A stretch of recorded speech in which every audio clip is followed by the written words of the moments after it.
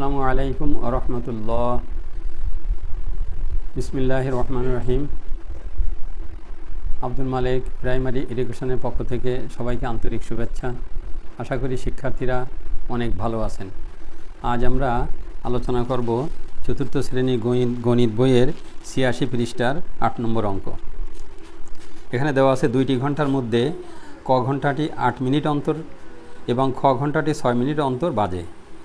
মানে ক ঘন্টাটি ৮ মিনিট পর পর বাজে আর খ ঘন্টাটি ৬ মিনিট পর পর বাজে। ঘন্টা দুইটি দুপুর ১২টা ৭১ বাজে। পরবর্তীতে কোন সময় ঘন্টা দুইটি আবার ৭১ বাজবে, এটা আমাদেরকে বের করতে হবে। তাহলে যেটা ৮ ঘন্টা অন্তর অন্তর বাজে সেটা ৮ ঘন্টায় বাজবে, তারপরে আর ৮ ঘন্টা তাহলে ১৬ মিনিটে বাজবে। তাহলে প্রথমে ১২টার পরে ৮ মিনিটে বাজবে, ১২টা ৮-এ, এরপরে ১৬ মিনিটে, তো ৩-৮ ২৪ মিনিটে, এভাবে বাজতে থাকবে। ৪-৮ ৩২ মিনিটে বাজবে। কিন্তু প্রশ্ন এরপরে অন্য ঘন্টাটি খ ঘন্টাটি ৬ মিনিট অন্তর অন্তর বাজে। ৬ মিনিট, তারপরে ১২ মিনিট, ৩-৬ 18 মিনিট, ৪-৬ ২৪ মিনিট। তাহলে দেখা যাচ্ছে যে ক ঘন্টা এবং খ ঘন্টা ২৪ মিনিটে যে ৭১ বাজবে। তাহলে আমরা এটা কি করে বের করব? সমাধান, এখানে ৮ এবং ৬-এর লসাগু যত, ঘন্টা দুইটি তত মিনিট পর পরবর্তীতে ৭১ বাজবে। ওই যে ৮ ঘন্টা বাজতেছে, ৮ ৮ দুগুণে ১৬, ৩-৮ ২৪। আবার যেটা খ নাম্বার ঘন্টাটি ৬ ঘন্টা পর পর, এটা ৬ ৬ দুগুণে ১২, ৩-৬ ২৪ মিনিটে বাজতে। তাহলে ৮ এবং ৬-এর লসাগু করব, এমন সংখ্যা দিয়ে ভাগ করব যেন ভিতরে অন্তত দুইটা অঙ্কই নিঃশেষে বিভাজ্য। এখানে আসে ৮ এবং ৬, ২ দিয়ে ভাগ করলে ৪ দুগুণে ৮, ৩ দুগুণে ৬, আর হচ্ছে না। তাহলে আমরা এই সবগুলো গুণ করব। ২ গুণ ৪ গুণ ৩, ২ গুণ ৪ গুণ ৩ সমান ২৪, অতএব ২৪ মিনিট।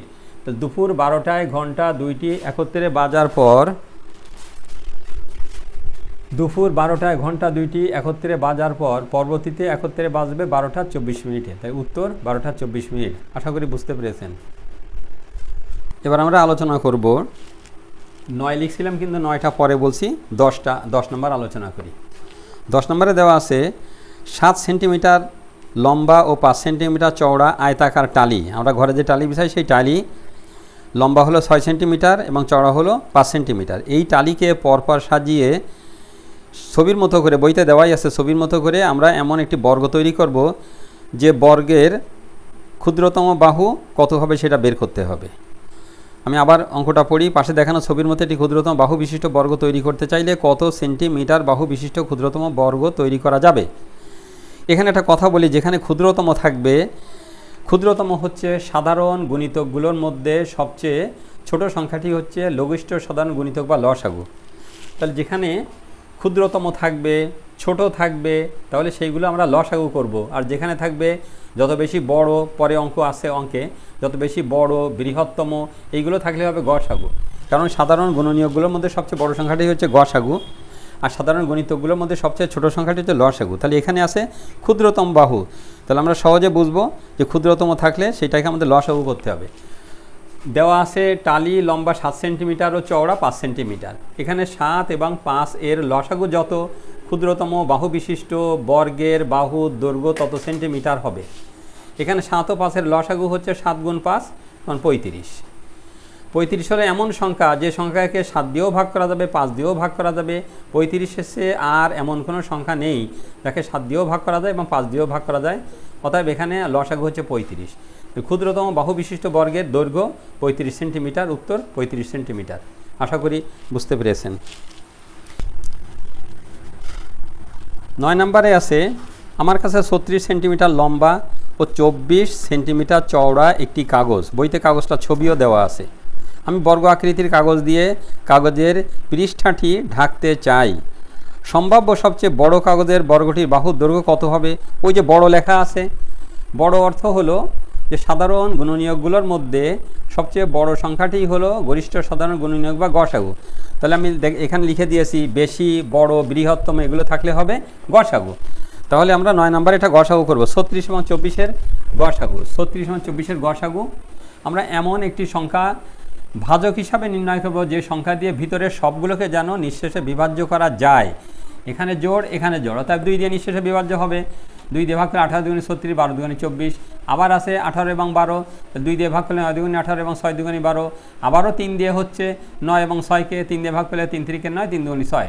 তাহলে আমরা এই ভাজক অর্থাৎ যে সংখ্যাগুলো দিয়ে ভাগ করলাম এইগুলোকে গুণ করব। তাহলে গসাগু সমান কত হবে? 2 গুণ 2 গুণ 3, 2 গুণে 4, 3 4 12। অতএব সম্ভাব্য সবচেয়ে বড় কাগজের বর্গটির বাহুর দৈর্ঘ্য বা এক বাহুর দৈর্ঘ্য, বর্গ কাকে বলে এটা আমি পরে আবার বোঝাচ্ছি। বাহুর দৈর্ঘ্য বা এক বাহুর দৈর্ঘ্য হবে 12 সেন্টিমিটার। উত্তর 12 সেন্টিমিটার। বর্গ অর্থ হচ্ছে যে চতুর্ভুজের 4টি বাহুই পরস্পর সমান, 4টি বাহুই পরস্পর সমান এবং কোণগুলো হবে সমকোণ, সেটা বর্গ। তাহলে এখানে বর্গ অর্থ এমন একটা আকৃতির বর্গ হচ্ছে যার এই বাহু সমান এই বাহু সমান এই বাহু সমান এই বাহু, প্রত্যেকটা বাহুর দৈর্ঘ্য হবে এখানে গসাগু করলে 12 সেন্টিমিটার। তাহলে আমাদের উত্তর হলো 12 সেন্টিমিটার। আশা করি বুঝতে পেরেছেন। এবার শুরু করছি 11 নাম্বার। এখানে দেওয়া ছিল রাসেলের কাছে 45টি আপেল ও 18টি কমলা আছে। রাসেল কোনো কমলা বা আপেল অবশিষ্ট না রেখে যত বেশি শিশুর মধ্যে এমনভাবে ভাগ করে দিতে চায় যাতে প্রত্যেক শিশুর সমান সংখ্যক আপেল এবং কমলা পায়। এখানে আর শিশুর সংখ্যা কত, আপেলের সংখ্যা কত আর কমলার সংখ্যা কত বের করতে হবে। এখানে একটা উল্লেখ করা আছে বিশেষ মনে রাখার জন্য যে যত বেশি থাকলে সেখানে গসাগু হবে, মনে রাখবেন, আর যত কম থাকলে হবে লসাগু। তাহলে আমরা 45 এবং 18-র গসাগু নির্ণয় করব। তাহলে দেওয়া আছে আপেল 45টি, কমলা 18টি। এখানে 45 এবং 18-এর গসাগু যত, শিশুর সংখ্যা ততজন। তাহলে 45 আর 18-র গসাগু হচ্ছে 45 এবং 18কে এমন সংখ্যা দিয়ে ভাগ করব যাতে 18 এবং 45 দুটোই যেন নিঃশেষে বিভাজ্য হয়। লসাগুর বেলায় যে কোনো দুইটি নিঃশেষে বিভাজ্য হলেই হবে, কিন্তু গসাগুর বেলায় এমন সংখ্যা ভাজক হিসাবে নির্বাচন করব যে সংখ্যা দিয়ে ভিতরের সবগুলোকেই যেন ভাগ করা যায়। এখানে 45 আর 18 আছে, 5 আর 4 9, 3 দিয়ে বিভাজ্য, 8 আর 1 9, 3 দিয়ে বিভাজ্য। তাহলে 3 15 এবং 45, 3 6 18। আবার আছে 15 এবং 6, এটাও 3 দিয়ে বিভাজ্য হবে, 3 5 15 আর 3 2 6। তাহলে আমার গসাগু হচ্ছে 3 গুণ 3 সমান 9। অর্থাৎ শিশুর সংখ্যা 9 জন।